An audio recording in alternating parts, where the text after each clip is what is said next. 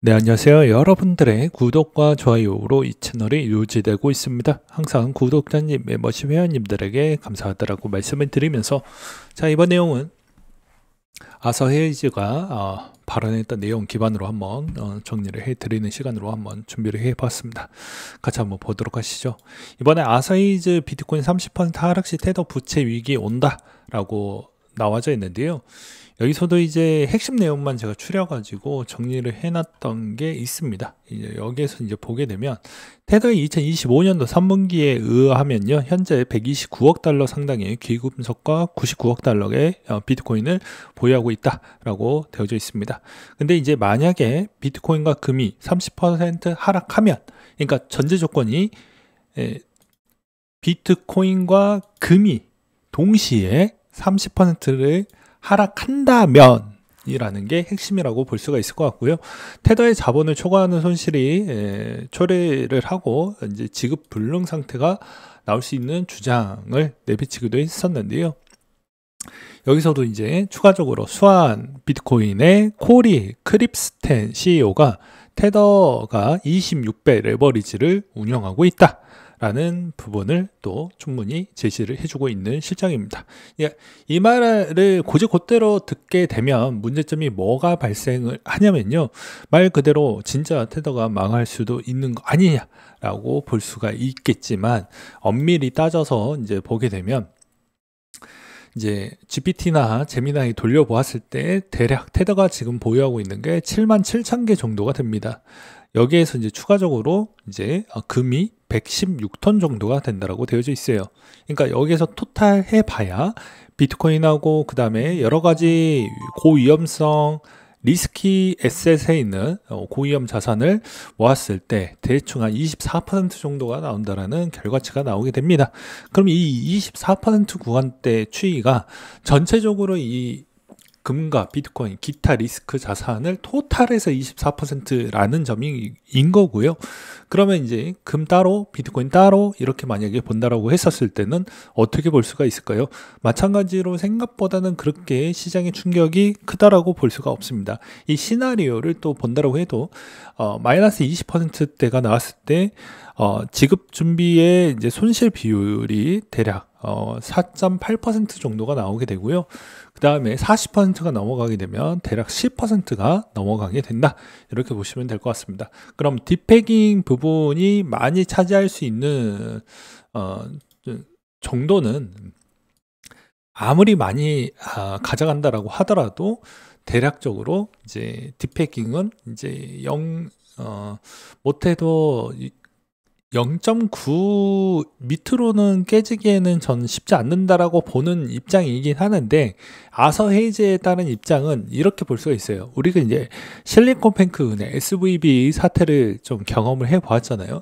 마찬가지로 이게 디패깅 형상이 조금 보여지는데, 이 디패깅 형상 추이적인 이 포인트가, 예를 들어서 생각보다 이 3%대 구간대의 시장 경고 추이가 나오게 되었을 경우에는 어떤 문제점이 발생을 하냐면, 자, 생각을 해보세요. 대부분 1달러 이 구간대까지는 그냥 원래 와져 있었고, 이때까지 코로나 시기 때도 대부분 문제 없이, 그리고 그 전에 위기 있었을 때도 대부분 디패깅 현상이 이루어지지 않았습니다. 근데 이번 추이에서 만약에 이제 이 구간대의 디패깅의 3%가 넘어갔을 경우에는 어떻게 볼 수가 있냐면 심리적 영향을 끼칠 수가 있다는 거예요. 믿었던 부분도 방어가 안 되네 라는 생각이 SNS에 퍼지는 순간, SVB가 원래 잔고가 많았는데 한순간에 잔고가 한두 시간 안에 한 몇십조 원이 쑥 빠져나가는 그런 현상을 볼 수가 있기 때문입니다. 그러니까 마찬가지로 이 이런 사태가 나오게 되면 이제 디파이나 나머지 부분에 따른 이런 영향들이 다 나오게 된다라는 것이고요. 그러면 이제 연쇄 도미노 효과가 나온다라는 것입니다. 그래서 블록체인이 체인 간에 따른 연결 매개체이지만 반대로 악재일 경우에도 이 체인 간에 연결되어져 있는 시스템 구조상 같이 무너지는 패턴이 이루어진다, 이렇게 보실 수가 있을 것 같아요. 그래서 이제 여기 이 시점에서 이제 이 발단의 요소가 왜 나왔냐면, 금리에 있는 지금 쉬지 않고 금이 올라왔잖아요. 금이 한 30%만 올랐다라고 하면은 이렇게까지 뭐 보지 않아요. 그렇잖아요. 근데 이제 금의 위치가 너무 여기에 있으니까 이거 어떻게 될지 아무도 모르겠다라고 생각을 하니까 이제 그런 거고, 이제 비트코인이 이미 빠졌으니까 뭐 그런갑다라고 하지만 애가 지켜줄 것 같으면서도 내려가기 시작을 하게 되면은 이제 요 이야기는 달라질 수가 있다라는 것이죠. 그래서 제가 한때 요 시점에 맞춰가지고 한번 또 이렇게 아주 조금 내려가긴 했지만 잠깐 이렇게 또 내려가는 추이를 찍어놨던 사진을 또 준비를 하기도 했습니다. 네.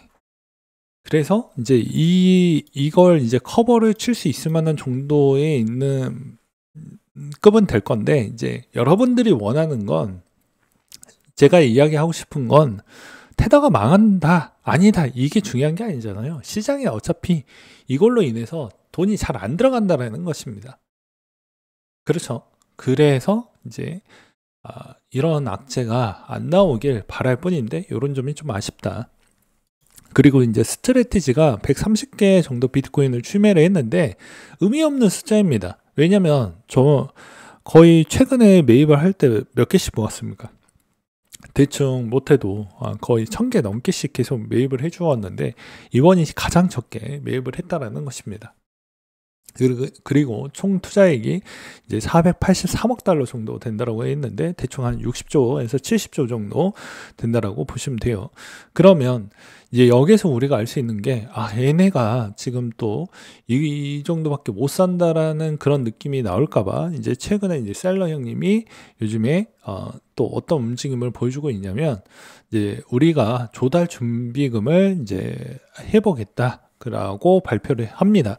그래서 14억 정도 달러 규모의 준비금하고 비트코인 준비금 증액을 해서 이제 만들어 갈 것이다 라고 이야기를 밝히는데, 이제 문제점은 요거 가지고 저 정도 규모를 막을 수가 있냐? 그렇지는 않죠. 그러니까 심리적으로 때려서 최대한 하방을 막아두겠다는 겁니다. 손익분기점만 넘기지만 않으면 되니까 그 정도만 커버를 치겠다라는 전략으로 보면 되는 거예요. 그래서 이제 여러분들이 또 다른 것도 좀 궁금해 하실 것 같아서, 만약에 이 자금을 그대로 현금으로만 이제 충당을 해서 버틴다라고 하면 21개월 정도 버틴다라고 나와져 있지만, 실상은 버티는 게 중요하지 않죠. 가격에 있는 하방의 경직성이 버텨주지 않을 경우에는 이 사업 구조가 통째로 망할 수가 있다는 것입니다. 다시 한번 말씀을 드리지만, 비트코인은 순자산 가치 대비에 따른 추이의 에쿼티 계산은 말 그대로 이제 기업 가치와 비트코인 보유 가치를 나눠 가지고 이 지표를 활용하고 있습니다. 엄밀히 따지면 이 기업 지표를 또 발표했던 것도 스트래티지가 자체적으로 구현화 시킨 지수라고 볼 수도 있어요. 지표라고 볼 수가 있는데, 이 측면이 앞으로 어떻게까지 이제 잘 버틸 수 있을 것이냐, 추이로는 이제 약점이 들쳐났기 때문에 한동안은 이 약점을 커버하기에는 좀 어려울 것 같습니다. 왜 어려울 것 같냐부터를 몇 가지를 좀 설명을 드린다고 치면요. 자, 한번 생각을 해보세요. 약점이 노출이 되면 여러분들, 제가 뭐라고 했습니까? 공매도 애들 눈치 빨라가지고 엄청나게 조져된다라고 이야기를 많이 했죠. 그 조짐이 쉽게 끝나는 게 아닙니다.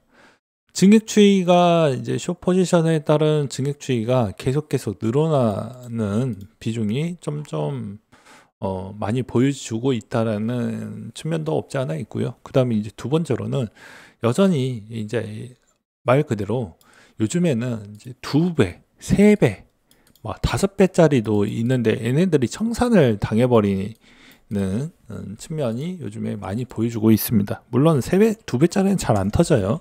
근데 이제 3배짜리 애들이 이제 힘이 없다 보니까 터지는 경향성이 나오게 됩니다.